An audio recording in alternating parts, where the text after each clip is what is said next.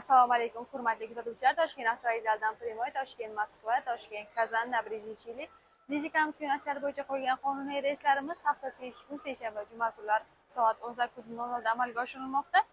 Bundan tashqari bizda Ufa, Perm yo'nalishlari bo'yicha ham qonuniy reyslarimiz bor. Hammasi seshanba, juma kunlari soat 18:00 da reysiy avtobuslarda Toshkent avtovokzalidan yo'lga chiqib ketadi. Bizning avtobusimizda shart-sharoitlari bilan tanishtirib o'tadigan bo'lsam, 2 ta monitor, 2 ta kuler, zaryadchik moslamalari, qishin yozda ishlaydigan konditsionerlar. Bundan tashqari siz o'zingizni 50 kilodan 60 kilogacha yuk olsangiz bo'ladi. 51 ta messidan iborat komfort avtobuslarimiz. Hech qanday ortiqcha odamlarsiz. 3 ta shofyorlar orqali 2-3 kunda siz bemalol manzilingizga yetib olishingiz mumkin. Instagram, YouTube, Telegram, Facebook kanallarimiz hammasi ishlab turibdi. Ularga yozsangiz ham savollaringizga batafsilroq ma'lumot olishingiz mumkin. Hozir bizga qo'ng'iroq qilib, joylaringizni ham onlayn, ham offlayn band qilib, Instagram, Telegram, YouTube kanallarimiz, avtobuslarimiz sharoitlari bilan tanishib chiqishingiz mumkin.